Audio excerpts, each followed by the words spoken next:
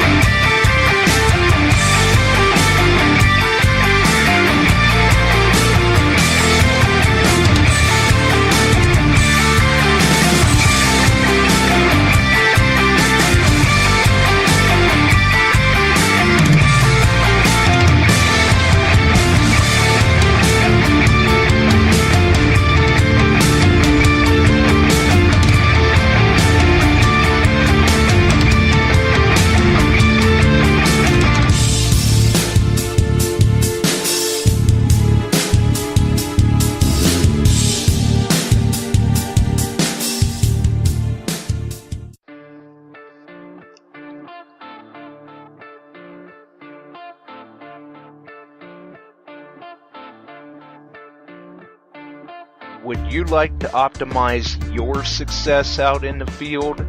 Metal detecting and gold prospecting? One word: Coil Tech. They've been manufacturing high-performance aftermarket coils for years now for popular models such as the E-Track, the Sovereign, the Explorer series, the GPX series, and our favorite, the 10x5 for the CTX 3030. Great target separation in trashy areas, still maintaining excellent depth for the coil size. Coil Tech is optimizing discovery, your potential for success in the field. You can check them out at coiltechmanufacturing.com.au.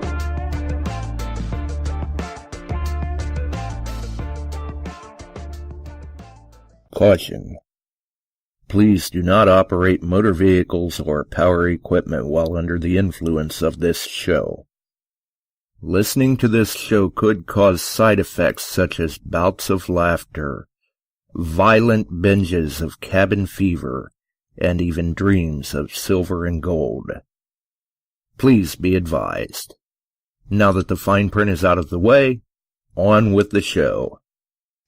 And the fine print is out of the way, and we're on with the show. So, now that we've got the fine print out of the way, maybe tonight we'll all learn a thing or two. Obviously, we're back and we're live. You are listening to Beyond Sight and Sound, metal detecting and treasure hunting radio for all the really cool digging people out there. Or at least, hopefully you're staying cool. It's like hotter than Hades here today. But I look into the chat and I see that Jaren's in, Jason's in, Barb's in, Homefinder, Bill, Paul, Mark. Hopefully I didn't miss anybody as I was kind of scrolling down through the screen. You guys are already all fired up in the chat tonight. And gals. Nice to see. Definitely. Good to see everybody back. Good to see everybody back. Tonight, though, we're going to be doing another one of our field safety and medical awareness shows. If you guys have not caught the previous ones, because I believe this makes number 3 probably now in the last year and a half. They're in the archives. Go back, check them out. A lot of good information in those episodes. And I'm sure that tonight will be just equally as good for information. Obviously, when we do these, we certainly cannot do them without the resident on-call educator, I guess you could say. We couldn't do it without Barb. She is definitely a major asset to these shows, and it's just great to get all of this information in just piled into one episode instead of touching on things in passing sometimes. So, I think we should probably get right down to things and get Barb in here. How's it going, Barb? Going great, thank you. Ah, nice. Good. And it sounds like you may have even learned a thing or two along the way with this one, so this is going to be interesting, I think. Yeah, of course, we're going to talk about tick diseases, just because this year is going to be bad. But we've got some new stuff we're going to talk about that I just don't come on these shows and, wing it. I have spent every night this week researching, making sure my information was up to date. And, yeah, I learned some things I didn't know. Nice. Good. Definitely good. It looks like some people are saying that our volume's kind of low tonight in the chat, but I'm not sure where that's coming from. So I can probably boost that up after the show, hopefully. So we'll see how Of course, they say they can hear me. Oh, well, good. That's the important part. As long as they can hear you, that's the important part. So we're going to start the night off with heat illnesses. It's getting hot. Bill wants to know if I learned anything about Lyme arthritis. There is so much information out there, it's crazy. But we're going to talk about heat problems first because we're getting ready to crank into the summer, and I know I'm even guilty of sometimes not listening to my brain and my body saying drink, drink, drink. And what I didn't know, but it only makes sense, is there are medications that a lot of you guys are on that can actually put you at risk for heat exhaustion or heat stroke. Absolutely. And, well, it only makes sense. I am one of those, actually. And I was amazed at how many meds do it. At first, your bad illegal drugs and drinking can lead to it. So hopefully nobody out there is doing uppers and cocaine and all that good stuff. But blood pressure medications, especially your beta blockers, which they use for cardiac and for hypertension, and, of course, diuretics. I didn't think about how many people with blood pressure on some type of diuretic, and it could put you at a huge greater risk than somebody that's not on those medications. Absolutely, because you're basically dehydrating yourself anyway. You're going to dehydrate faster if you're on diuretics. Exactly. And so not everyone will get heat cramps first, but that's the mildest form of any of your heat diseases. Excessive sweating. I was out doing the garden today, and I went, God, I need to, it's like one side of your brain is saying, just keep going so you can get this done, and the other side of your brain is saying, you really need to drink some water, you're out here sweating. Right.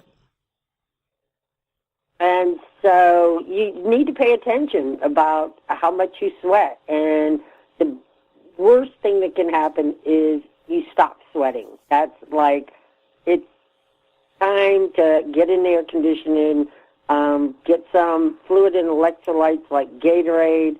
In the summer, I never leave home without Gatorade. You've got to have something with electrolytes out there. Absolutely. And so some signs and symptoms, the early ones. You're just feeling wiped out, you need to sit down and take a break. Increased thirst.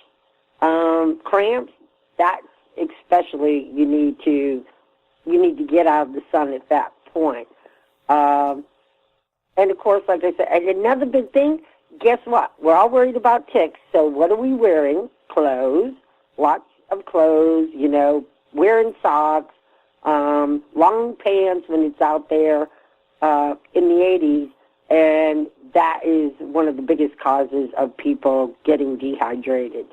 Well, absolutely. I mean, when you're all kind of clothed up to avoid the ticks, you're going to run the risk of overheating yourself. You can't stay cool. Exactly. So, and learn how to check your pulse. It's not that hard. I'm sure there's 80 million YouTube videos that show you how to check a radial pulse. Even if you don't wear a watch, because we're bad with our phones, you have a timer on your phone where you can time it for 30 seconds, check your pulse, and if it's over 100, you have a problem.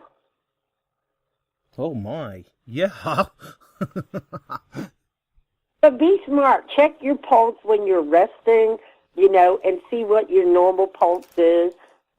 People on beta blockers and diuretics, their pulse is probably going to be lower. And so if you run a pulse like Bill, after all his cardiac, he probably runs about 60. So even 80 or 90, just walking out there in the woods and not really exerting could be a sign, hey, I need to slow down, get some fluids. Right, like you said, for Bill, if he normally runs around 60 or 80 or 90, it's definitely elevated. So definitely learn your baseline and don't believe what they tell you in the doctor's office. Do it yourself. Because I went to the doctor's a couple of weeks ago, and I love my doctor's LPN. I've known him for years, but my blood pressure is always 120 over 80 exactly every time I go there, and I'm like, there's no way. Right, that's like textbook for a teenager. Exactly. And so know what your baseline blood pressure and heart rate are. And if you're feeling, LOC changes, I tell my kid that's level of consciousness. People think, when you say that, they think coma or stuporous, but agitation and just don't feel right, that's your first clue. Those are LOC changes. Right. And so pay attention to that. If you're like, man, which way did I come in? You may start to think, maybe I need some fluids, maybe I need to cool down. Exactly. Of course, if you don't listen to the little angel or devil on your shoulder telling you to drink and have Gatorade and carb up, too. If you look at Swansea and Bill, these 6-7 mile, 20-mile hikes and to go detecting or just out there, you definitely want to have something to burn so you don't start burning muscle or fat. So carb up, I did it today. I was bad. Knew I was going to be in the garden all afternoon in between sprinkle showers, and I was bad. I went to Burger King and got a double cheeseburger with ketchup and a value fry and a water. But guess what? I'll bet I burned almost every calorie out there sweating out in the garden. Right. Definitely a good point. Yeah, so, if you're going to go out and do something strenuous, don't do it on an empty stomach. Give your body some fuel to burn. Now, if you get to the point that you're faint, absolutely fatigued, that you feel, God, I can lay down and sleep, you're having muscle cramps, you check your pulse. And it's a good thing. Learn how to check your pulse, guys, because your pulse you should feel it good. Boom, boom, boom. And if it's weak, where you're having a hard time finding it, that's a bad sign. That's telling you don't have enough fluid in the tank. Right. The worst scenario, you don't pay attention to what your body's saying, you start having nausea, vomiting, headaches, that's the time that you may need medical assistance. Very good point. And, once that all the fatigue and everything starts hitting you, for some of them, the other symptoms aren't going to be far behind. Exactly. And so your pulse is just a good thing. If you've got a good, strong, bounding pulse, you're good. Unless it's really fast, then it's bad. But the big thing, when you go to heat stroke, your body temperature is now at 104 or higher. I hate to tell you, you're all adults, but at that temperature, you start knocking off brain cells. Well, that's not good. Some of us don't have that many to spare. Exactly, okay? And so you don't want to progress the heat stroke, where you pass out, and hopefully you're not out there alone. Somebody's with you to call 911. Right, dig with a buddy. Let somebody know where you are and tell them you'll check in every hour or every half hour, or even if it's sending a text, yo, babe, I'm okay, or, whatever. Right. Never a bad practice to be in anyway. So how can you prevent this? One, pay attention to your clothing. Don't overdress. Sunscreen actually can help prevent heat exhaustion, which it only makes sense because it kind of is reflecting and you're not getting sunburn or whatever, and it actually helps to keep your core temperature lower. And again, plenty of fluids and food, snacks, all that good stuff. Right. Yeah, keep plenty of water, pop, whatever. Hydration bladders, like the Camelbacks. Oh, yeah, I have a hard time carrying things on my back. The big thing, too, is to pay attention. Are you urinating, peeing, whatever you want to call it, voiding? If you find that you're going, you're drinking a ton of water, but you're not having to go to the bathroom, you're not drinking enough. Right. And watch for the poison ivy when you're doing that. Yeah, don't matter. You guys shouldn't have that problem. Pick a clearing. Women probably have are a little bit more risk where, we have to squat down. But definitely watch the poison ivy, the poison oak, the poison sumac, because you don't want those where nobody can see. That's a great way to put it. Yeah, believe me, I'm sure it only takes once to learn that lesson, I would hope. Well, and that's, in the summer, I can't say enough. I am bad about not wearing gloves. I'm really bad. But in the winter, I tend to wear more because I can't see the poison ivy. In the summer, if I see it, I put my gloves on. But Bill, it's the hands, Barb. We don't have to squat. I know that, Bill. So you guys, since, you have to hold things, you definitely might want to wear gloves and then take them off when you need to go. That's a good point, too. I also see where Mark says in the chat he wants to know if you can freeze the water in a Camelback, or will that mess it up? I have heard of some people freezing water in them, but usually when they do, they've only filled it maybe a third of the way to freeze it, and then add water on top of the frozen water after the fact then. Because you figured the Camelbacks, any of the hydration bladder bags, it's just a plastic bladder. So when you freeze it, if you've got it too full, it is going to stretch that bladder, I would think, and potentially lead to a leak. Well, what I like to do is I get up in the morning and I will throw my water bottles in the freezer while, I don't get up and go. I like to have my cup of tea or two.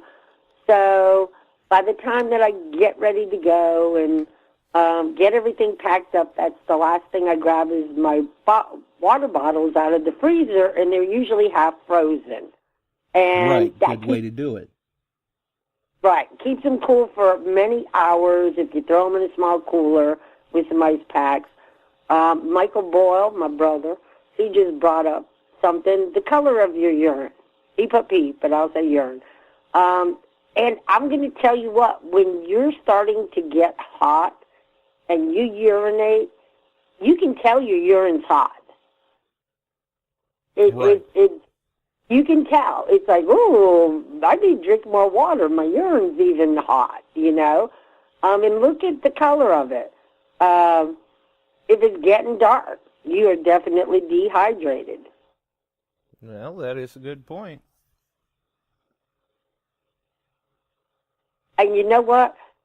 For people that don't like to wear gloves, go to dollar store and buy a pack of the medical gloves. And that way, if you don't wear gloves and you're worried that you've been digging in poison ivy, you can just, they're a couple cents a piece, put on plastic gloves before you unzip. Right. There you go. And I see where Bill put in a nice tip about the water, too. I've seen people do their water bottles that way, too, where they'll let it freeze, you know, fill it up halfway, lay it on its side, let it freeze, fill it up the rest of the way with water after you pull it out of the freezer. And there again, it's going to keep it cold. You know, whatever works. Just, you know, hopefully everyone has a plan on how they make sure they have good cold water. But again, if you are getting to that, I don't feel right, I feel faint, you need the electrolytes. The water will only, I tell my kids, think of all your blood vessels as a gas tank for your body, and it's either just right, overfull, or underfull. And those people on diuretics, they run underfull all the time. And yeah, the water will fill the tank, but it's not going to replace all the electrolytes that you just sweated out, which is your sodium, your potassium, and all those other good things. Right. Very true. And don't drink alcohol. I mean, I'm not saying at all. I'm saying when you're out I mean, an ice cold beer may taste real good on a hot day out digging, but it's not going to do much for keeping you hydrated. Save the beer for after the hunt. It actually dehydrates you. Alcohol makes you pee more, and it actually dehydrates you. So save it for when you're all done and you're hanging out at the car. Don't drink and drive, though. Have a designated driver, please. And save it for later. After you flew it up and filled the tank, then enjoy your beers. Right.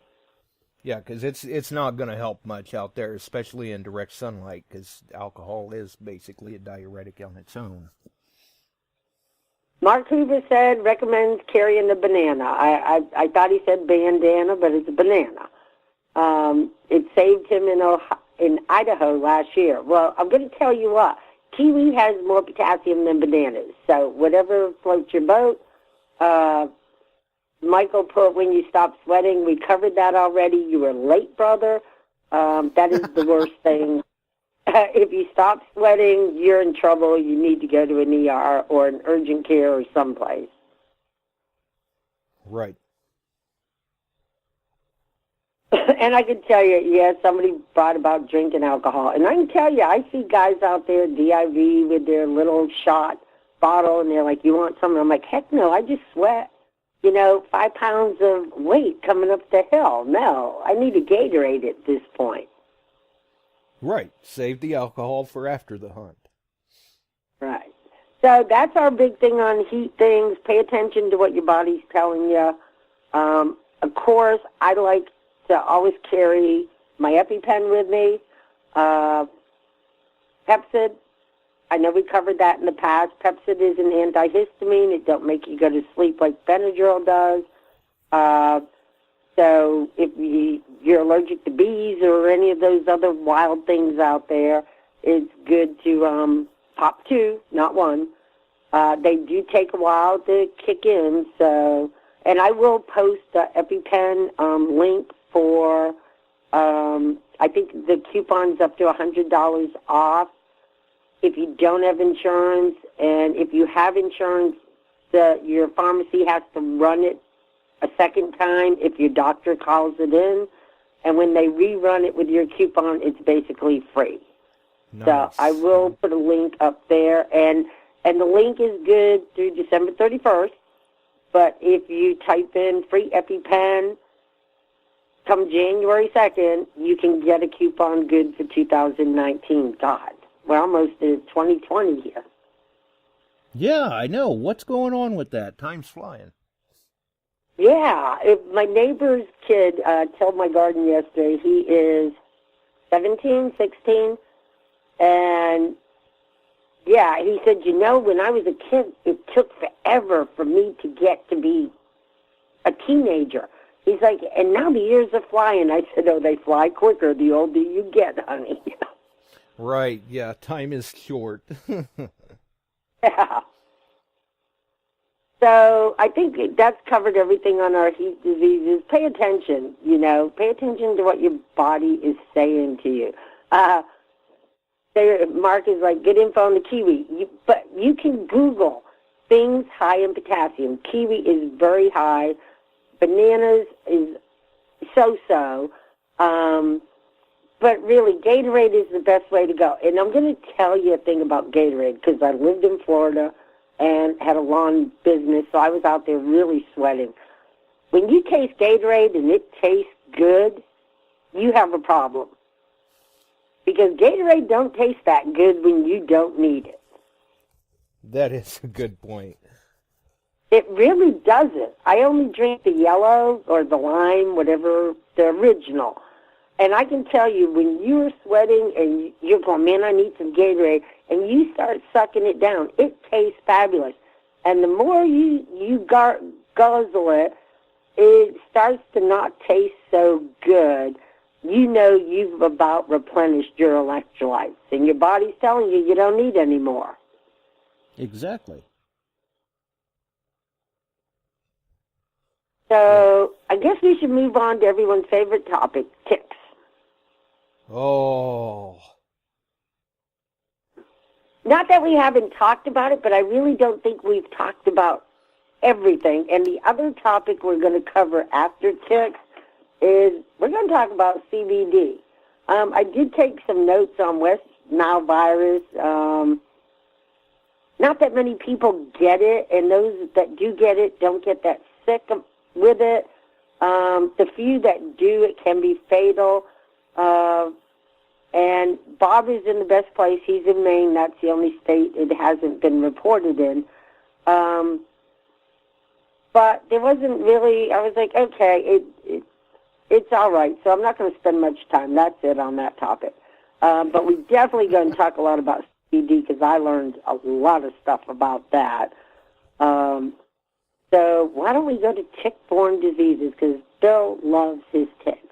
Right, and normally, I mean, when we have talked about ticks in the past, we when everybody hears ticks, their mind automatically leaps to Lyme's disease for the most part, and there's many, many other nasty little problems that the ticks carry that can really wreak havoc with us.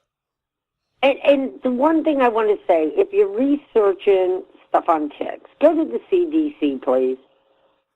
Some of the statistics are, a year or two behind, but it is your most reliable place, okay? Chris, is it Helmsworth, brought up on the last show that you could test negative for Lyme. Well, I went to the CDC. I looked at a lot of information on that. Normally, if you test negative for Lyme disease, it's because you are infected with another tick-borne disease.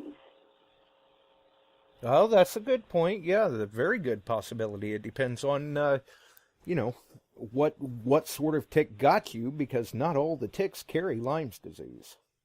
Well, everything I could find, it said you only will be negative if you're carrying two different diseases. You have Lyme and you have something else. Right. It can come back negative. And so they usually do an ELISA test first. And if you know you have the signs and symptoms, then you need to have your doctor do a Western blot, which is just a different assay test. And it normally will come back positive, but it also show they need to test for the other diseases that are prevalent in your area. And the bad thing is I'm on a page, cdc.gov/tick/diseases, and a lot of them are very specific to certain areas of the country. And so they shouldn't be testing you for ones that are not in your area. Right. Well, unfortunately for some areas, there could be multiple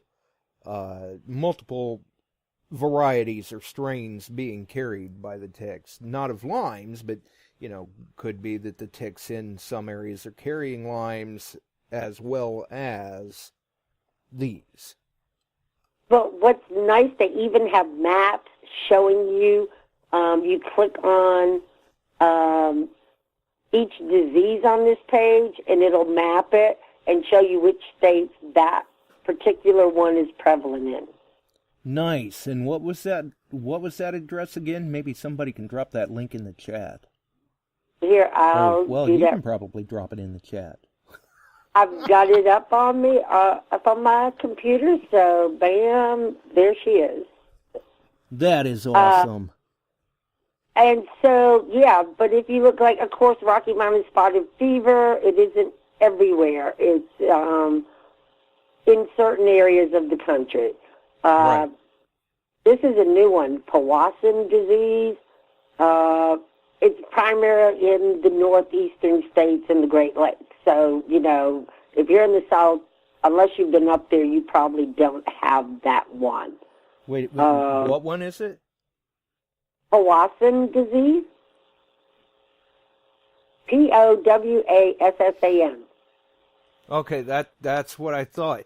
Yeah, I seen an article a while back that said that was a new disease, but actually, if I remember right, there were some documented cases of that back in the mid-90s. Yeah, it doesn't say it's a new disease on the CDC. It just tells where most of the cases have primarily come from. Ah, okay.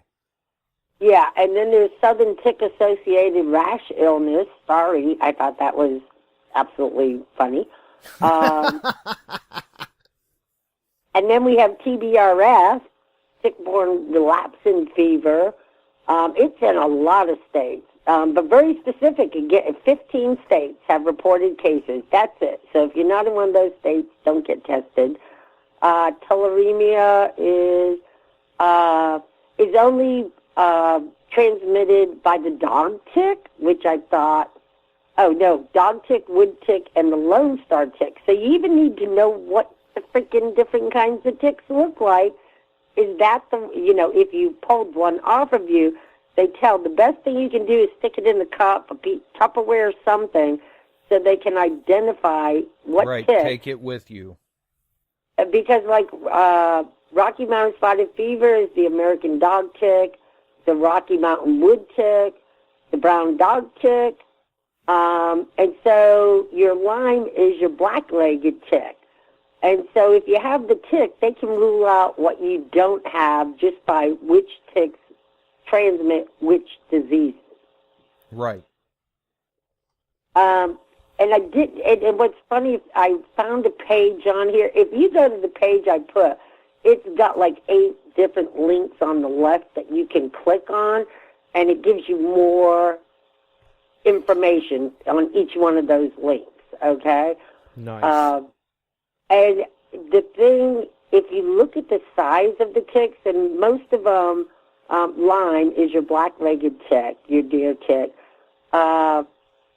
It's got 8 legs, but in one stage of its development, they call it the 6-legged larva because of its size, but it still has 8 legs. So I haven't figured that part out yet. And so they call it larva, but it's just a baby tick. And it actually shows you a picture on one of the links of the 4 different sizes that the tick goes through. And, of course, the larva is just a little teeny weeny tick. And then the 6-legged larva with 8 legs is a little bit bigger. And then it turns into the 8-legged larva, and then the adult, which is 3/4 inches. So the adult is pretty big. The baby, I think, was like 1/4 of an inch, so pretty small. But the one thing I did not know, and it is called the black-legged tick, but the butt of it, most of the ticks you pull off your dog when they're crawling on you, they're small and they're all black. The black-legged tick actually has a red or brownish colored butt, whatever you call the butt on the tick, the backside, the very end of it, is reddish or brown. So if you pull one of those, you need to go get checked for Lyme because that's a black-legged tick. Right. And I know it sounds, it's certainly difficult to do, I would think, but you definitely, if it's trying to latch onto you, you don't want to squeeze it. No, and they also recommended you not twist it. Right. Even, they show those tick things that you twist, and it actually says, Bob is, he said the females have the reddish and the males are all black. Okay, well, the picture on the CDC only showed the females, so I was just passing on what they show. Well, I guess that's enlightening to know that the CDC's into chicks. I guess, especially chicks. I don't know how you want to say that. Right. But they recommend that you grab it with tweezers, not your fingers, tweezers, get as close to the skin as you can and pull directly up and not twist it because they're fangy little things. They have these two big fangs that they lock into your body and go, and if you twist them, those can break off. Right. In your body. And also by twisting, they can also excrete more saliva, so not good. Right, exactly. Because that's basically, at that point, it's injecting you. Exactly. And this is the insane thing that I found. Well, two insane things. I did not know that, so a tick is born and it's a larva. It cannot progress to the 6-legged larva stage without sucking some blood. Well, we eat to grow and grow to die. And so they can live, but when their life says you need to move to the next stage, if they don't get some blood, they die. Right. Much like some politicians. Yeah, well, we wish. Right. And I'm sure that Bill can probably find this link again, even if he looks back in his message history with me. But you mentioned that ticks were in the larval stage. There is actually a product on the market that is a microscopic worm that you can sprinkle in your yard. That's what these little things do. They search out these larval pests and kill them. Ooh. The weird thing is that they know they need to do this. Right. And so I read one article where when they know it's time, they got to do it, they find that nice place, like the top of a nice big grass stalk, or they know to go to places where people travel, and they hold on to whatever with one little leg, and they put all their other legs out on the other side, just hoping something comes by that they can latch onto. Right. Also, I see, too, just a quick mention, not to get too far off track of what we're doing, because this is our Field Safety and Medical Awareness show, but Gone Diggin' is in the chat. For those who don't know, he is on YouTube, does a very nice job with his videos, and makes some rather nice finds, too. Yeah. So be sure, for those who are not subscribed to Gone Diggin', go and check out his YouTube channel. Maybe he'll even be nice enough to drop a link to it in the chat.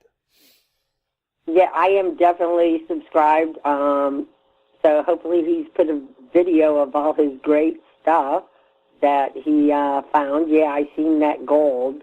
That was pretty nice. Right? Oh, that was just crazy, too. One of his recent videos, all them percussion caps and everything he found. Awesome. Absolutely. Good job. Yeah.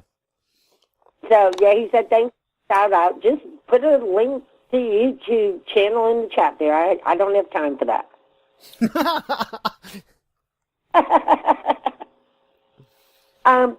This is the bad thing that I didn't think of. When a tick attaches to you, of course it sucks some of your blood and then it secretes some of its saliva into your body. And I did not know that if the tick sucks on me, okay, maybe I'll give it Lyme disease and maybe it's mutated and it'll die. But if it successfully moves on to the next stage and finds another victim, you know, if it can actually get stuff from us, and it can actually pass it on to the next victim. Yeah, absolutely, just like the mosquitoes. You know, so and I'm like, if they feed on someone that already has some sort of a blood disorder or anything like that, then, you know, yeah, absolutely, you're right. They go to feed to another person, and that person could get, well, for example, like you said, if it feeds off of you and goes to the next person, then that next person's liable to get the Lyme that you've got. Yeah, and so I was like, but I worried more because I'm like, oh, God, what if the tick that hit me sucked on somebody that had HIV, which I know at this point I'd be sick as crap because it was so long ago. Right. But I'm like, ooh, that would be, I mean, I don't think there's any documented cases, but they said there is the chance.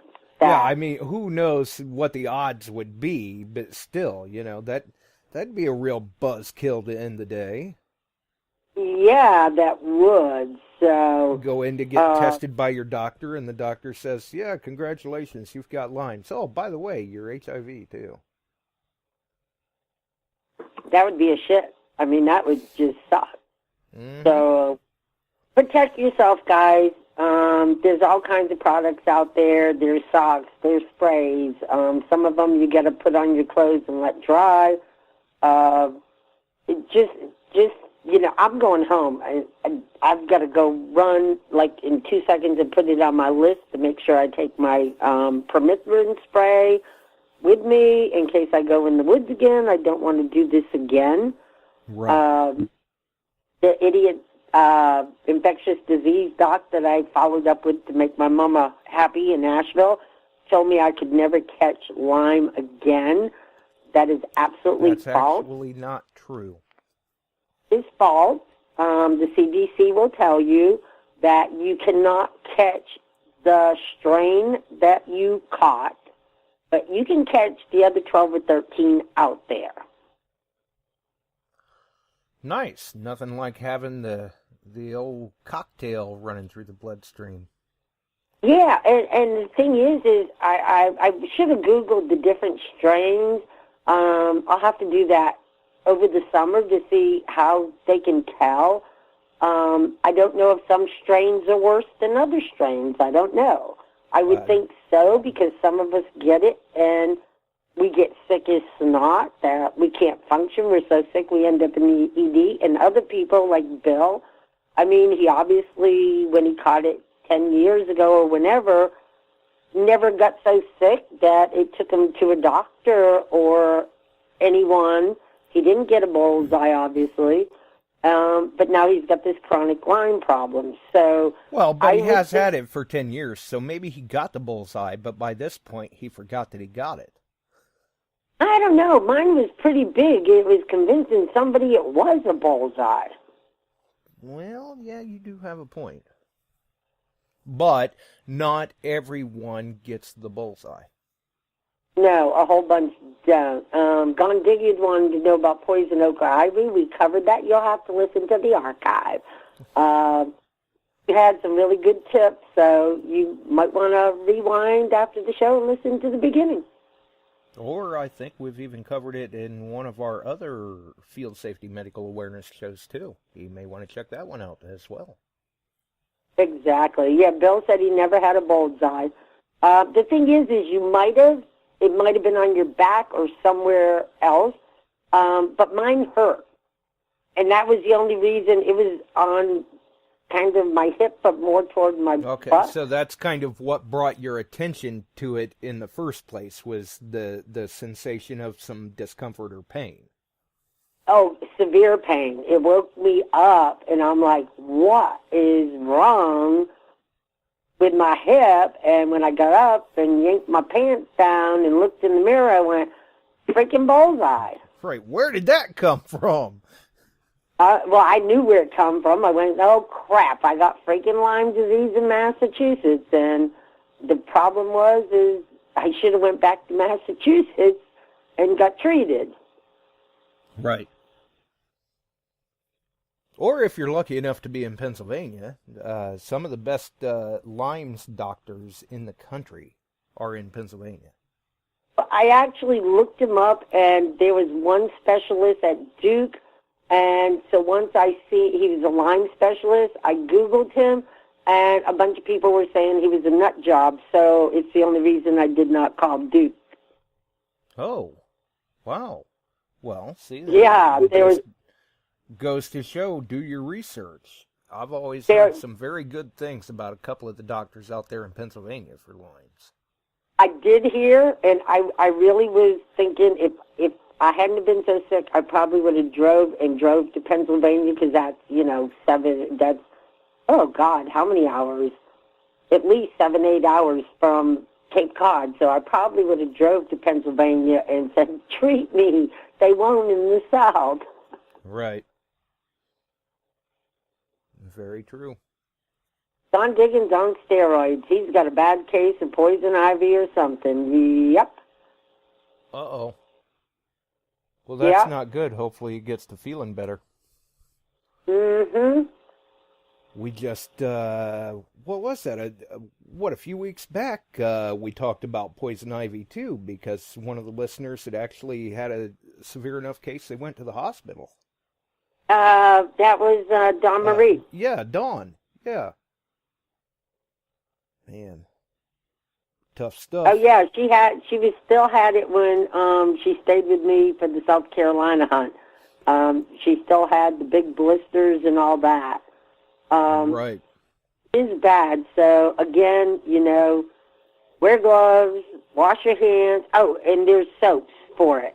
If you know that you've been in contact with it, I think it's Feldspar or something. It's a soap. Walmart carries it. It's a couple bucks. If you bathe with that, the minute you get home after hunting, it breaks down the oils and makes them neutral. So there are things out there to protect yourself once you know you've been exposed. Right. So I'm going to give you the floor for like 30 seconds to go see a lady, and then we'll talk about CBD. Ooh, well, this sounds interesting. I'm sure that there are some people that are looking forward to that, because I know that Mark had even mentioned he saw I believe it was a Dateline episode. I think he was talking to Bill about it there in the chat that night. I did catch that Dateline episode myself, too, Mark. After you had mentioned it, I had wound up finding it online and watched it. It was it was well done. I think they should have explained some aspects a little better, but it was very well done, because a lot of people out there, well, I'll put it this way. A lot of people, when they hear CBD, they automatically think that you're out there getting high. And you're not. And Well, welcome back, Barb. and yes, you're exactly right. You're not, because not all CBD contains levels of THC that are going to affect those certain aspects of the mind. Yeah, it was, I learned a lot, and I've heard about CBD. It was on the news the other day. They have a bunch of research test projects going on in North Carolina. I don't know how many of them. Oh, they're going on everywhere. Yeah, and I did a lot of research because I was like, I don't know about this. But it's used to treat a lot of things: epilepsy, depression, pain, Seizures. Alzheimer's. Yeah, that's epilepsy. Right. Sorry, seizures. Oh, I should have talked layman's terms there. Well, no, I mean there are some people that are, well, they're using it primarily for the epilepsy itself, but there are some people out there that they haven't quite been diagnosed with epilepsy, even though they do occasionally have a seizure, that they're using it for kind of the early prevention, so to speak. Bill wants to know what a CBD is. I'm going to try not to butcher how it's said. I don't know if it's bidiol or bidiol. Would you like some help? Yeah. It's the CBD is actually a slam term, abbreviated term, basically, for cannabidiol. Thank you. It comes from a type of marijuana, cannabis, but not the kind that gets you high. It's from the true hemp plant. Right. I mean, in a nutshell, the hemp plant is the hemp plant and the marijuana plant are both part of the cannabis family, but hemp doesn't contain the high levels of THC that the marijuana does. Right, and most of the time it can be at different levels, and actually states allow different levels of it. Some states you can only have the 1%. Other Delaware you can have 5%. Some are less than 0.3%. So it all depends on your state regulations how much CBD can be present in the oils. But other things that it treats is MS and Parkinson's. And what was so unbelievable is I know everything is about receptors, okay? Every drug you take works by hooking to a receptor in your body. You have pain receptors, so when you take a pain med, if you fill the receptors, you have no pain. If you don't, you have some pain. And so we actually have a cannabinoid system network through our bodies that it attaches to. Yes. Which I thought was like, whoa. Yeah, I believe endocannabinol. Yes. Yes, Of course. Endocannabinoid systems. And it goes throughout our whole body. And so we're basically, I love this, I forget what webpage I went to, but they said we're basically hardwired for weed, okay? Hey, it worked for the Indians. Yeah. Just saying. No, I'm not encouraging everyone to go out and just light up Bob Marley style. Bill wants to know, will you test positive for pot? Yes, sir, you will. Well, now wait a minute. In that aspect, you will definitely test positive if you are using levels of CBD that have THC incorporated in it. If you are using the CBD that really doesn't have much levels of THC, you can actually consume quite a fair amount of that before you actually have enough of a level in your system to fail a traditional drug screen. But actually, something that I read said, if you came up positive and you know you're using it with very extreme levels, low levels of THC, there is a test to show that to distinguish between the two to prove that you are using the one with CBD and not, regular marijuana. Correct. So the CBD is non-psychoactive, so you don't get high. Unless as long as we're talking strictly CBD. Right. Now, if you have a script for medical marijuana, it's usually 1-to-1 ratio of CBD and THC. And so, I guess if you smoke enough of it, you'll get high. Right, yeah. You may not feel any pain. You may want to laugh at stuff and eat a lot, I would assume, or maybe you even sleep well. Who knows? This is hilarious, guys. They actually have names for the different types of CBD. Yes, And they do. Yeah, and some of them were crazy. AC/DC has 19%. Harlequin is a 5-to-2 ratio on 5 being your CBD and 2 being your THC. Caitlin Faith, don't know where that came from, 34-to-1. Remedy, 15-to-1. And Catatonic, 1-to-1. Great for those needing the THC effect.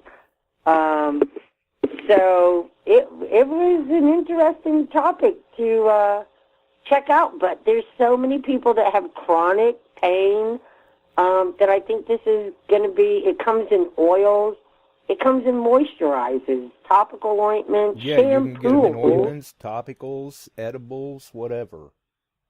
Oh, it's got shampoos, facials, facial cleaners, deodorant. They even make a deodorant with it. Okay, just put it under the pits and you're good to go. Pills.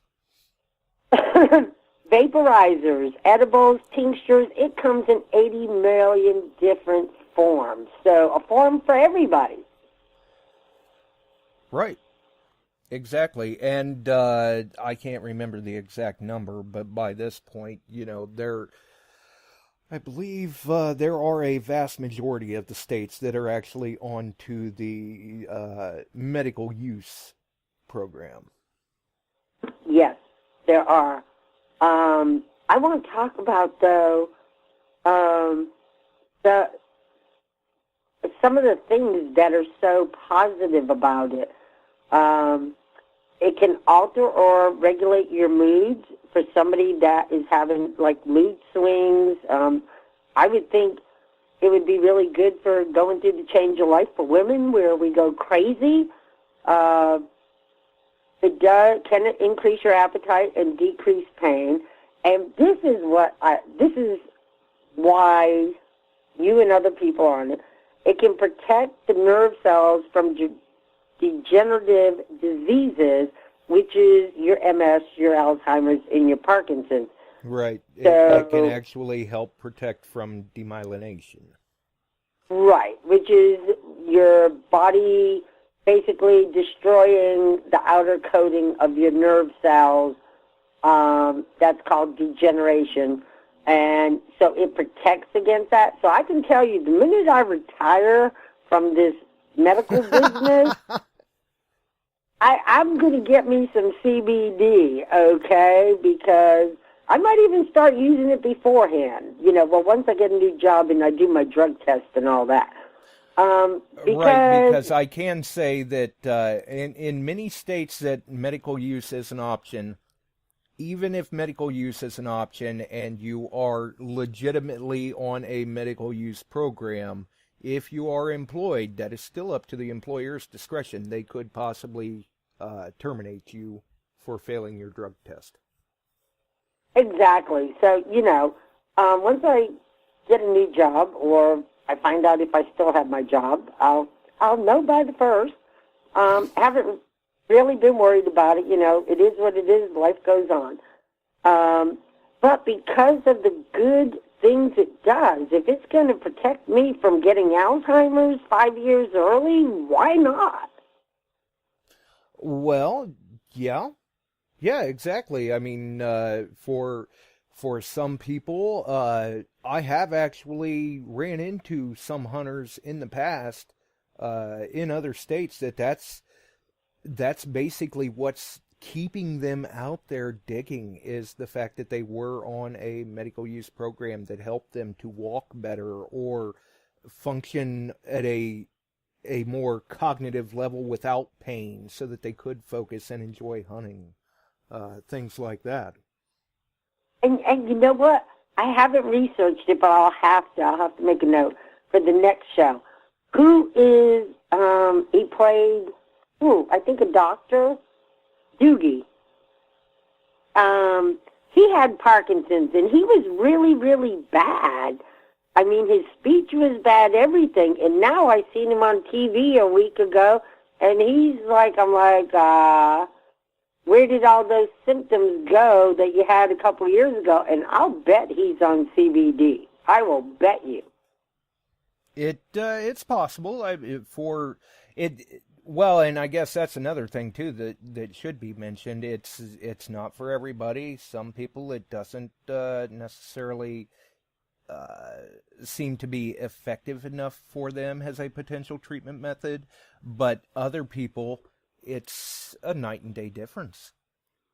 Absolutely. The other thing I found out, that it also has an anti-tumor effect, and it slows the progression of breast, lung, colon, and prostate cancer, and decreases nerve inflammation. Yes. Yeah, it is an anti-inflammatory, basically, and they do also use different variations to help aid in cancer treatment. Mark posted, yes, Michael J. Fox. Thank you very much. But yeah, I seen him, and I seen him when he got diagnosed with the Parkinson's, and he had the tremors, he had the speech issues, he had the balance and the walking, and here he's on TV like a week or two ago, and I'm like, dude, what are they doing for you? Yeah, that's another thing. When you were mentioning different things that people were using to help treat, it also helps to treat spasticity, mobility issues, motor control functions, just a lot of different things. And it's also being used to treat PTSD. Absolutely, yes, and anxiety. Yeah, so, it needs to be legal in every state. They need to have a test, to definitively say you're on CBD and not, smoking regular marijuana, because so many people in the workplace could work longer, work more hours if it works for them. Right, if it works for them. Yeah, exactly. And it may not work for everyone, but for those that do, they should be able to use it and continue with their work and not be penalized because of it. Yeah, exactly, because for some of these people, this has been an option to help give them their life back, so to speak. And what's funny is I do the farmer's market, and I did it Saturday, and we had a little lull. So I always like to walk and say hello to all the vendors, and when it's slow. And Kathy Herbals, I think, is her booth, and she does a lot of herbal soaps and oils and sprays and all this. And she had a big old sign on her tent going, CBD products available. And I thought, girl, you jumped on that bandwagon quick. Oh, there have been a number of places jumping on the bandwagon, so to speak. I think what it is, for so many years there has been a social stigma about it. and now being able to kind of extract the CBD from the plant, it's becoming more socially acceptable now in this day and age. Exactly, and I learned a lot. When somebody brought it up, I was like, okay, what is it? I don't know crap about it. I knew it came from the hemp plant, but I'm like excited. I'm like, man, doctors need to be prescribing this, telling people about it, trying it, as it's a lot cheaper than some of the other treatments out there. And I know some people will probably try to rake me over the coals for this one, but in a sense, a whole lot less destructive to your body. Oh, exactly. I mean, when you look, if it actually helps to slow the progression of certain types of cancers, especially prostate. Prostate cancer is, there are bad cancers, there are worse cancers. It depends how you look at it. People get pancreatic cancer and they usually die very quick. Right. Liver cancer, they die very quick. Prostate is a very slow-killing cancer, and the treatments for it are actually worse than the disease itself. So why wouldn't you give these people CBD? Right. To go in, there's mostly men in the chat. I think I'm the only female. So for all of you people in the chat, you know where your prostate is. And if you're over 50, you know how they check it to feel it, okay? And see if it's nice and smooth or does it have bumps or whatever. So knowing where it is, if you get radiation, yeah, it kills the cells, but it also kills your good cells. And if you have a prostatectomy, that is like the worst, nastiest surgery in the world. It is terrible. Now you're killing me, Barb. That just hurts thinking about it. Well, think what goes up through it. It's where you pee-pee. And so they're trying not to harm that, but the radiation does. The surgery does. I know people that have had to have a urethrectomy where you pee somewhere else outside your body instead of where you normally do because of the trauma from the surgery. Yeah, that's what I was going to say, not to mention, the long-term effects down the road from it. Yeah, so to me, if CBD slows it, it's a slow cancer anyway. You can have it for 10 years before it metastasizes and you die. Why not use CBD? Right, and not even states that are not medical use states, you can still find a variation of CBD that you can legally purchase on the market, have shipped to your door. Yeah. Bill's saying, yes, twice a year I bend over. I'm glad to hear that, Bill. At your age, you should do that twice a year. So that's what he's up to on the 2 days of the year he's not out digging. That's it. Actually, I worked for years with Janet. I won't say her last name. And she went on to nurse practitioner school, but while she was in school, this will give you guys a laugh, she had to do time at the health department, and basically she was, she called herself the pecker checker for the county, and she got to do prostate. Yeah.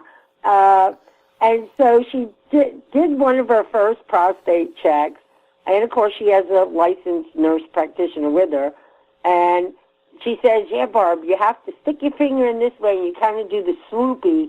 And she shows, me in the air, the swoopy. She's like, basically, you turn your whole body so you can feel all the way around their prostate.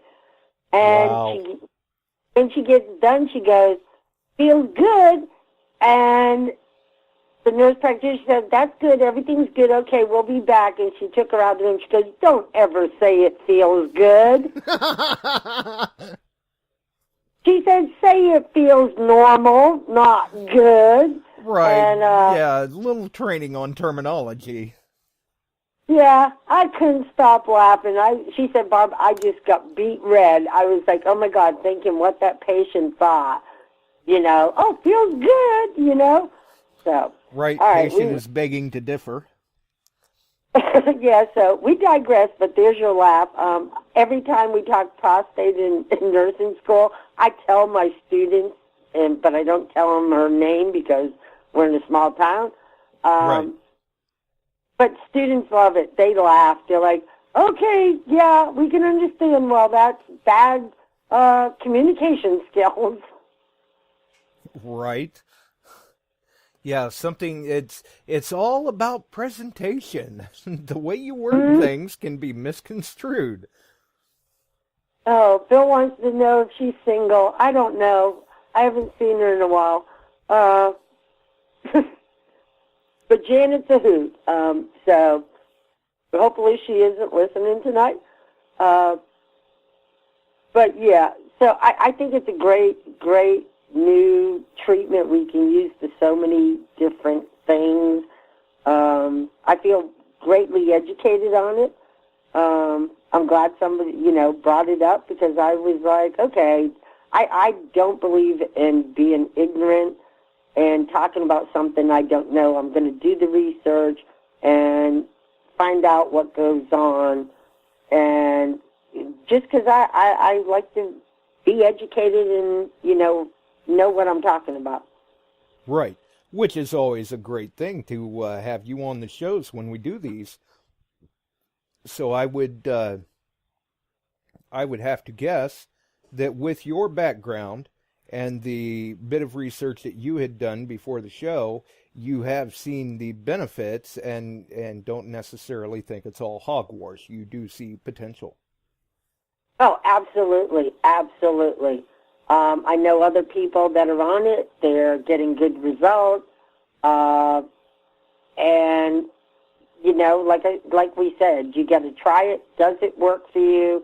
What's really bad is a lot of our older people don't want to try things the minute you say, it comes from cannabis plant. Right. When I first started nursing in Orlando at Humana, I can remember I pulled all my drugs and I knew all of them. I had a ton of controlled substances from my 6 HIV guys, and I pulled them all. I knew, these are pain pills, these were their sleepers, these were their anti-anxiety. But I had this one little pill. I had no clue, and I said to my charge nurse, what in the heck is Marinol? And she said, just go give it, it's cool. So I did.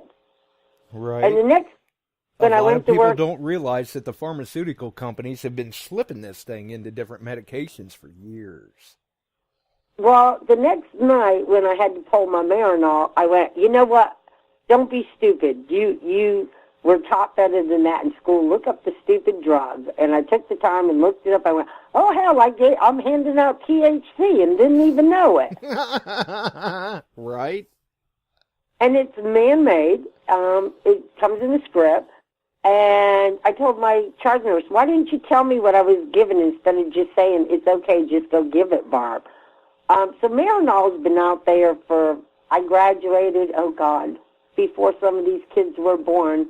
92, I graduated from nursing school. So Marinol's been out there for years and years and years, and our HIV guys, our AIDS guys, they would take it. We'd say, help your appetite, and they'd take it. But we couldn't get a lot of our cancer patients to take it because the minute you said it was man-made THC, it's like, what comes in marijuana, it was, oh, God, no, I can't do that, the stigma. Right, absolutely. But, like I said, just the regular CBD does still have a somewhat medicinal effect. And for people who, you think it might work, try it and see what you think. Maybe it does, maybe it doesn't, but it's less invasive than some of the other things people are taking. Oh, God, this is going to crack you up. Jerome put, I lost it. Where'd it go? Oh, God. He said that he wasn't going to let anybody do that to him. He was going to YouTube it so he could figure out how to do that for himself. Well, I'm sorry. It's impossible for you to do that for yourself, Jerome. So just when you hit, the big 5-0, just suck it up, Buttercup, and have it done. Unless you're extremely flexible. Yeah. But you know what? If you have a history of prostate cancer in your family, just do it.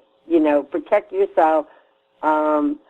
We have these little old guys come into the ICU, and they have to stand up to pee. They've just had a heart attack. That's kind of contraindicated, and it's because they have prostate problems that they haven't had anything done about, and there are drugs that'll help you with that.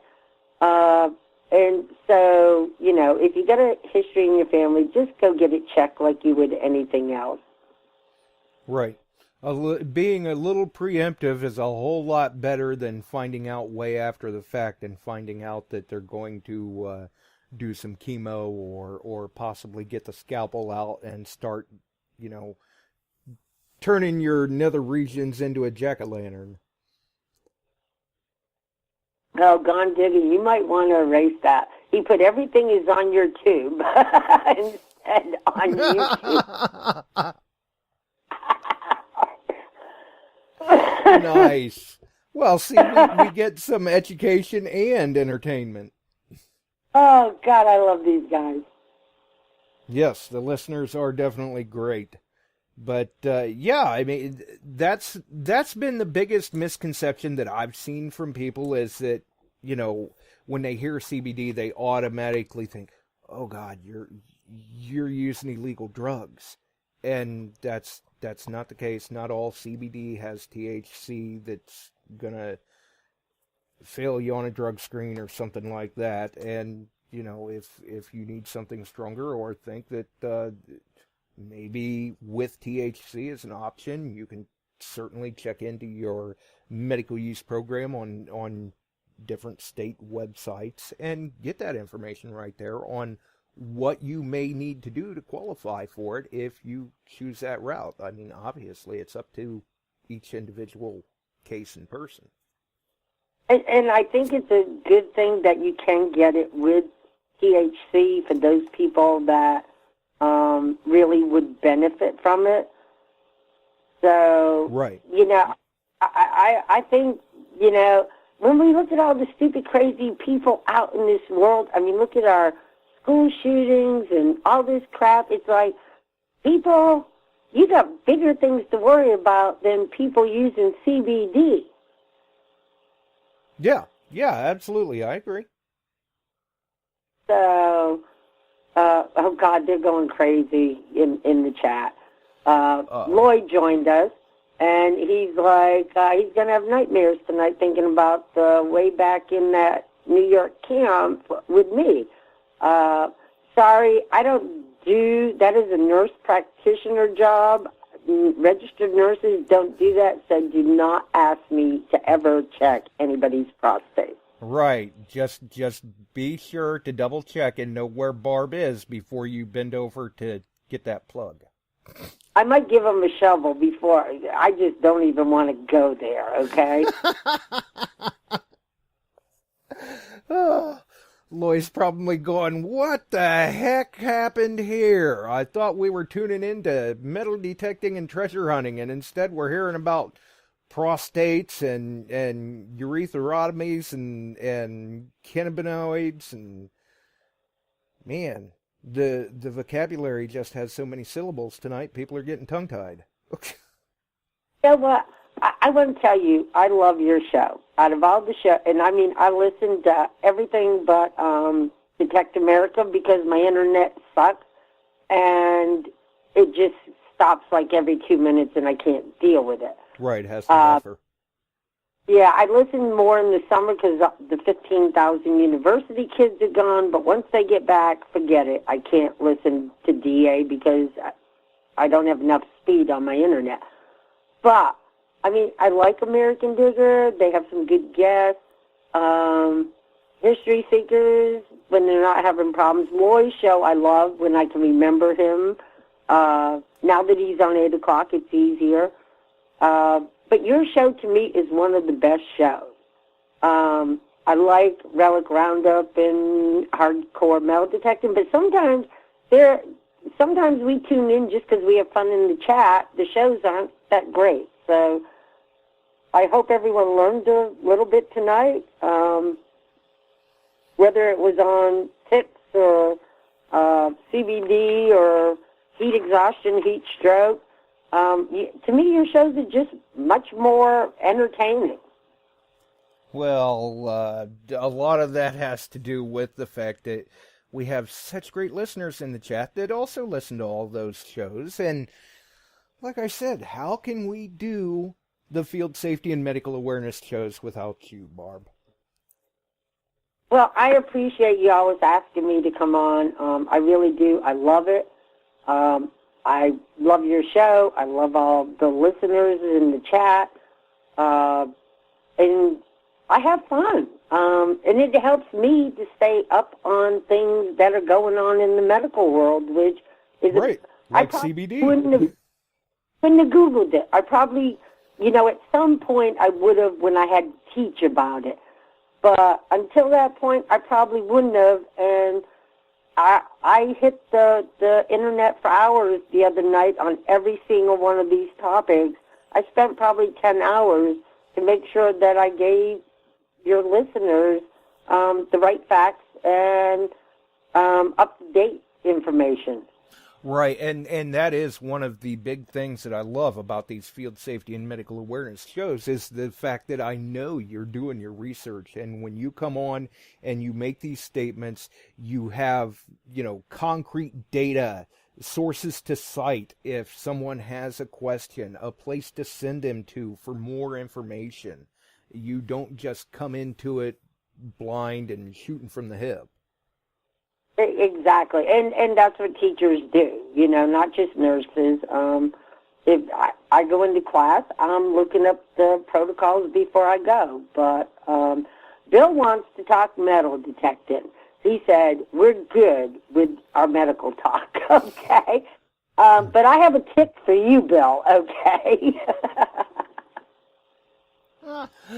Yeah, maybe Bill wants to talk about Indians.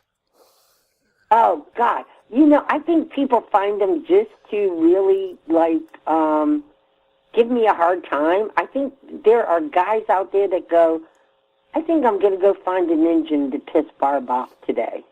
I did get told earlier today, you're going to hear about that Indian from Barb, probably. Oh, man, and Spicer, he pulled in 1877. Yeah, but he's worried about the 1882 that I posted. Oh, good grief. Because as soon as I shared that to the Dirt Pirates group, he commented, Barb gonna hate you. No, and then he posted 1877. I'm like, you suck. That's right. What I posted. Yeah, I'm like, how is that right?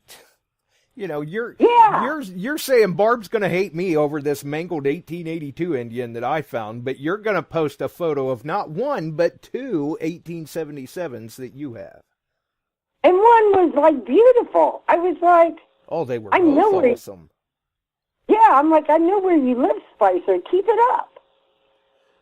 Right. Yeah. As a matter of fact, he had sent me a text message of that 1877 that he had dug the other day. And I had made the comment of, hey, Key Date Indian just popped up ways north from us here. And, because I was out in the field actually at the time too, in another area. And we seen some interesting finds come out of the ground, that day that were not posted. But if people in the chat are a member of the Beyond Sight and Sound Facebook group, they may want to keep an eye on the group tomorrow, because maybe I'll just go ahead and post those pictures up and, just let people see the photos. Obviously, no questions about locations or anything like that. Can't give out any of that information, but the photos are neat.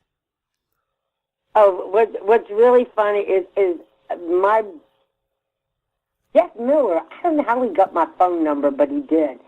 These guys send me text. I think there's like this evil circle of engine players that have sent everybody my cell phone number. Right, going, hey, if you find an Indian, text it to Barb. Yeah.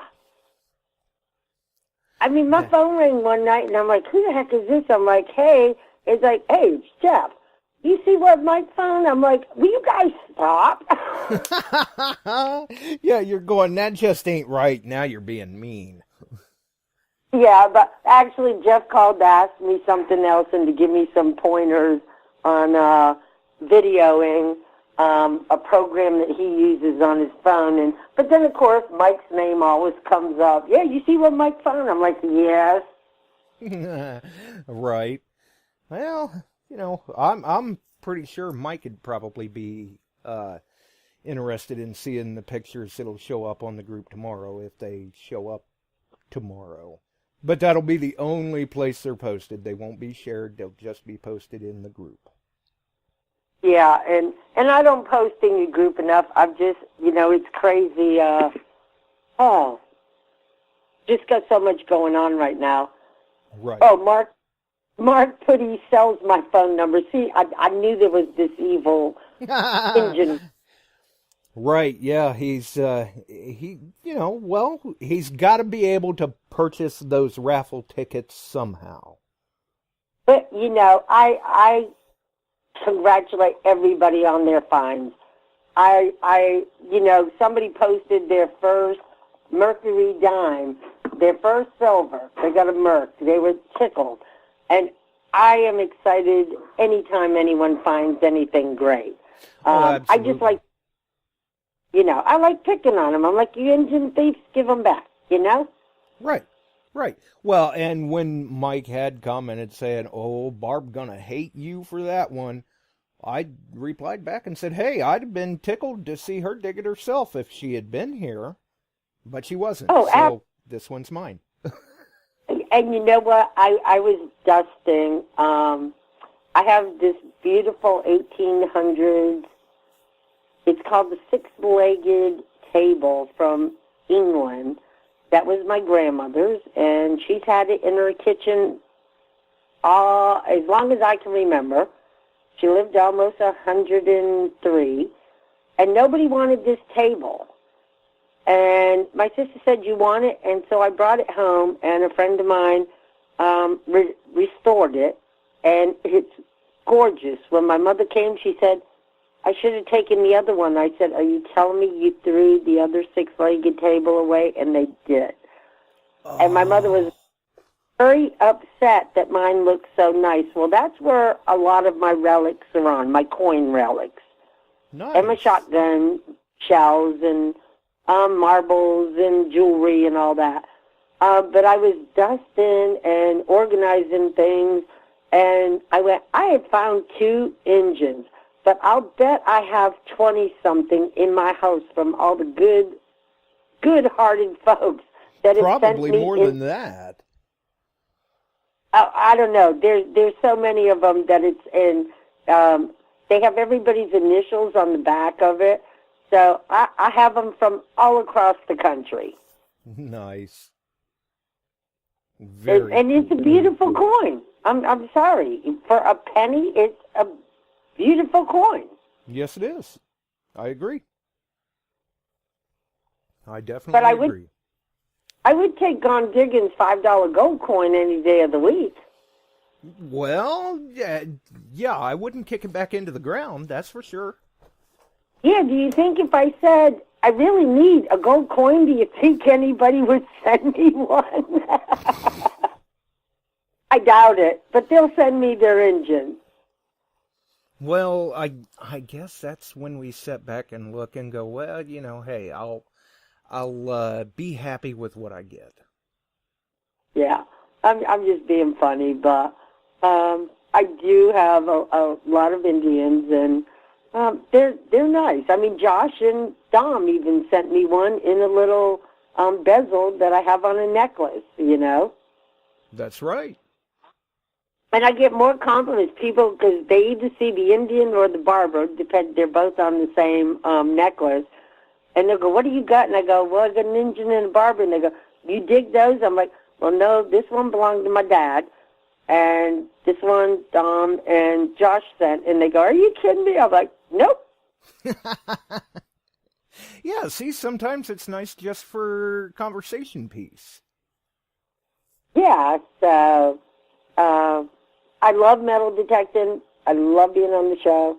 I can't wait to get to go out and metal detect. I haven't in a couple of weeks because I'm putting the garden in so I can head north to Massachusetts. I don't know if I'm leaving Friday or Saturday, but I'll be heading up there. And I hate this drive, 997 miles to Cape Cod. Wow, you're a trooper. But when you get up there, make sure and look late enough and tell him we said hello. Oh, definitely. And actually, I need to talk to him. I'll give him a buzz this week and tell him I'm headed up to see what day next week. If he still wants to come over to the island, my mom is game to cart us around so we can go metal detecting. Well, I'm pretty sure it won't take much of twisting his arm. Yeah, so it'll be a good time. Absolutely. Gone Digging invited me to come to Virginia. That's tempting. I was thinking if I left Friday, I could stop in Richmond and get a hotel. We could metal detect Saturday, and then I could head up to the island on Sunday. But I gotta make definitive plans because I gotta book a boat. It'd break up the monotony of the drive. Yeah, it would. So I was really thinking about that. So, but I definitely need to have a day that Leighton comes over, and I plan on staying with Mom for at least a week, and then I'm hoping to hit the Cape, and you know, it's so bad because I always want to go to New Hampshire and visit with Swansea and Stealth Diggers, but I get to the Cape and I go, I just want to go south. Right. You know? Yeah. It's like I could go 2 hours north, but then that means I have 2 hours further to drive home. But I'm going to try to suck it up and go and see them, at least for one day. If they're... I think you ought to take Gone Digging up on his offer. Maybe you can show up in an upcoming Gone Digging video. Yes, I think I will. You know, if I leave Friday, if he's free Saturday, then maybe we'll go digging on Saturday, and I'll just go home on Sunday. No big deal. I'll know this week if I have a job or not. If I don't, it's no big deal. Right. See, some things are kind of up in the air right now, but you may open your schedule a little bit.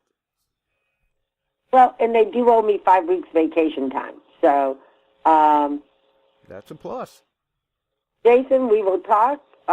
If you're off on Saturday, we might do that. If not, then let me know what your schedule is. For, like, around the weekend, I think it's like the 17th, 18th, somewhere around there. Let me know what you're doing then, and maybe we can hook up. Because that would be cool. Right. Hey, who knows? Maybe he might even let you look at his $5 gold coin. I wouldn't dare touch it unless it's in plastic, and then I'll hold it and go, oh, because that was gorgeous. And you know what? His first picture, it looks silver, and I've done that with gold rings. I've taken a picture and then I post them on Facebook, and I go, oh, it looks silver. Yeah. His first picture looked silver, and I'm like, that don't look right. You know, it's just, I haven't seen a silver coin that looks like that. Right. And then the second picture, and I went, oh, SHIT, it's freaking gold. Right, yeah. And then I had to go to picture number 3 to find out that it was a $5 coin. Right. It was And very nice, though, and very commendable. Congratulations to him. And people were asking in the chat earlier, was it a 2.5? Was it a 5? I'm like, it was a 5. If you had looked at all the pictures, you would have figured it out. Right. You can't miss it. And I did. I kept scrolling through his pictures till I found that it said it was a $5 one. Nice. Good deal. And like I said, congratulations to him. It was a very nice find. One to be proud of, for sure. It is gorgeous. Absolutely. Well, what do you think, Barb? Should we go ahead and roll out? I think we should, and I love you guys for tuning in. I had fun. I got educated, or as we say in the education world, I got edumacated this week. And I hope to do it again. And send us topics that you want to hear more about. Crazy stuff. I don't care what it is. I got time to look things up. Well, I'm sure some people probably thought CBD was a little crazy. I actually, dear Mark said thank you for talking about it. He had no clue what it was, didn't know a lot about it, and so. Yeah, I know when you mentioned on the last show, I believe it was, that Mark had mentioned that in the chat, and I happened to mention, just kind of passing comment, oh, if anybody's got any questions, shoot me a message. And then I thought, oh, wait a minute, I just stuck my foot in my mouth. Yeah, but you know what? Now people know that I might know a little bit about it, too. Oh, what did I do? Yeah, but you know what? When anybody has a serious illness that is eventually going to be devastating, which MS is, nobody can stereotype, or if they do, I don't want to be their friend. I think we need to be proactive and look at what's out there. Can it help? If it does, then absolutely we need to back people and say, and accept it. Whether you agree with it or not, there's too many things that can help people, and we need to promote those things that do. Yes, it's definitely an area of the medical field that people should not be as close-minded about as some are.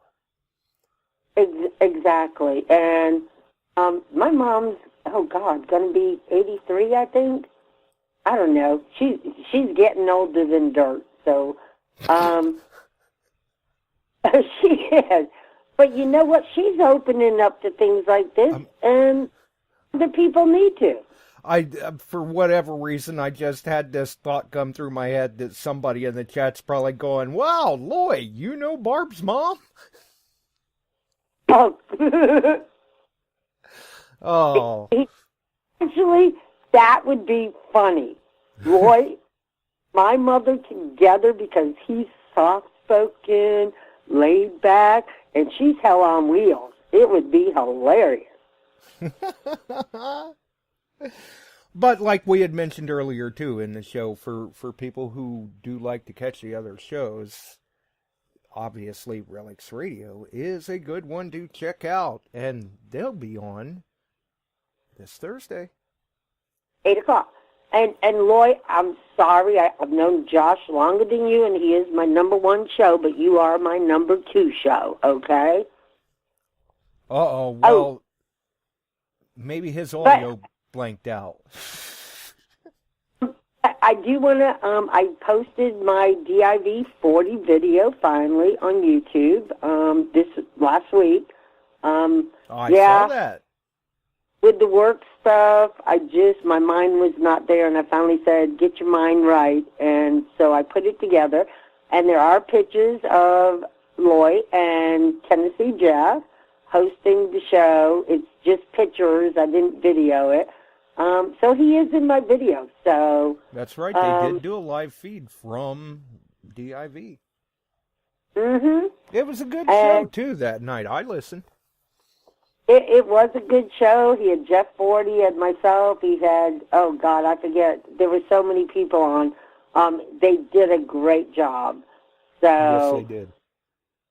So my video's out, and I need to do another Ohio stint, maybe this fall, depending on what I'm doing for work. I want to come up and meet you and go digging while you still can. Right, maybe get you onto a couple Indians. Yeah, or a gold coin, or some silver. Well, hey, I've seen things like that come out of the ground here and there. You know what? Could get you onto a spot that last fall, Homefinder and I saw a 1770s KG2 come out of. Ooh, now you're talking dirty. Yeah, it was certainly interesting to see it pop up out of the ground. Yeah. Especially up here in this part of Ohio. Yeah, and I got my first large scent. I got a lot of firsts. I mean, if you watch my video, it's like, I've never found one of them. I've done, how many cases do I have over there? 1, 2, 3, 4, maybe, I think I'm up to 60 IVs. I don't know. Yeah, but that large scent had to be a real sense of accomplishment for you. It was hilarious because Lloyd, me, and Jeff, and Matt, I don't know who all, Tony, we were all up at the New York camp, which was over the river and through the woods to grandmother's house we go. And it was a BITCH to get there. Right. You were white. People were like sitting halfway up this huge hill because it was so bad. And I looked at my watch, my clock, and I went, oh, God, I know the guys are ready to go. We had an older guy with us, and I thought, 5 o'clock, I know John and them are ready to go. I've hunted with John. This is, I think, my 4th DIV with him as my driver. And so I thought, let me head back. I really didn't want to go, but I said, I know John's waiting with the older guy. And so I get all the way back, and I said, you know what? It's about a half mile from here to the truck. I'm going to swing through the cornfield. And I got this tone, and I went, that is solid. Right, what is that? Because I had hunted through that for like the first 2 hours of the day and found a percussion cap, and that was it. And I'm like, this is solid. And I didn't film it because I thought, it's junk. It's going to be, beer can, bottle cap, whatever. And I dug it, and I get this big round coin. And I'm like, OMG. It can't. I'm like, it can't be. It can't be. It can't be. So I'm like, I'll get back to you. I need to clean it. And I shut the video off. And so I'm gingerly wiping it, going, don't hurt it. Just wipe so you can see. And I put the video back on, and I went, oh, my God, oh, my God, oh, my God. I just couldn't stop. I was like, it's a freaking large set. It was very good in the video. It was great to see you hit that. Good job. I should have kept videoing because when I realized it was, I laid down in the cornfield and just like screamed and was like, no freaking way. And just laid for like 2 minutes before I sat up and turned my camera on and videotaped it. And after I put it in my case, I shut my machine off, took my headphones off, and walked back to the car. And John got out, he goes, what did you find? Because they could see me walking to the truck. Right, going, oh, Barb's got a bounce in her step. She got something. And he was like, what'd you get? And I went, here. I said, my first large scent. He said, are you kidding me? I said, nope. Did you see where I laid down? He goes, yeah, we were sitting here watching you swing back to the truck. I went, well, that's what I found, and that was the close of the day, and I shut the machine off because nothing could top that. Right, going, this is a great spot to end on. And it was. Good. A lot of firsts. I can't wait for the next one, and can't wait for the next medical show, but you guys are going to have to give us some new topics to talk about. That's right. let us know what you want to hear, and we'll set up another one. Went pretty good this time, I think. Getting the topics from the listeners on exactly what they would like to hear about, and I'm sure Mark appreciated covering the CBD. Yeah, he's probably thinking, wonder if that'll help. Well, nothing left but to try and see. Well, thanks again, and I know we deviated there for a minute, but I know you want to wrap it up. It's been almost 2 hours, and I appreciate y'all. All right. Well, thanks for taking the time once again, Barb. As always, it's been a pleasure. The door is always open. All right. Night, Josh. We'll see you. So, yeah, definitely a good show there from Barb. Covered a lot of interesting topics. Maybe some people found themselves informed. And keep an eye on the group. Maybe making a post tomorrow. We'll see how it goes. For everyone else, if you enjoyed the show, make sure and throw us a like right here on Spreaker.